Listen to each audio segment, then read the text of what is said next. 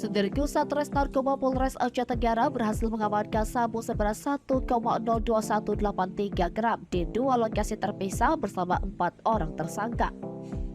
Kapolres Aceh Tenggara AKBP Raden Doni Sumarsono SIKMH didampingi Wakapolres Kompol Ihsan, Kasat Narkoba Ibtu Erwin Syahputra SHMH dalam konferensi pers di Mapolres Aceh Tenggara pada Kamis 15 Juni 2023 mengatakan jika saat ini telah mengamankan sabu 1 kg lebih bersama 4 tersangka.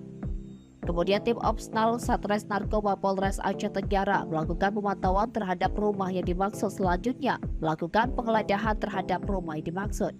Dari hasil penggeledahan, anggota Satres Narkoba Polres Aceh Tenggara menemukan tersangka GH berada di dalam rumah bersama tersangka IA dan tersangka WD.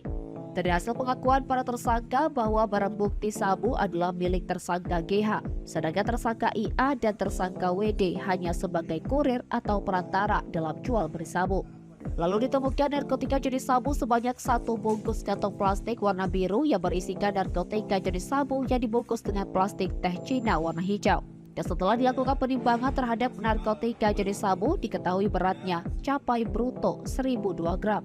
Barang bukti 5 bungkus narkotika jenis sabu yang masing-masing dibungkus dengan plastik warna putih bening dengan berat bruto 19,83 gram. 1 bungkus kecil narkotika jenis sabu yang dibungkus dengan plastik warna putih bening dengan berat bruto 0,14 gram. 1 bungkus plastik teh Cina warna hijau berisikan narkotika jenis sabu dengan berat bruto 1002 gram atau 1 kilo 2 gram.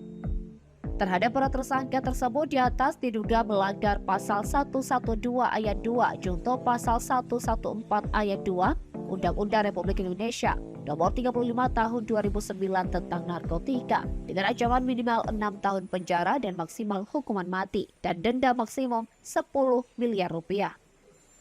Dari Aceh Tenggara, Asnawi Lui, Tribun Gayo.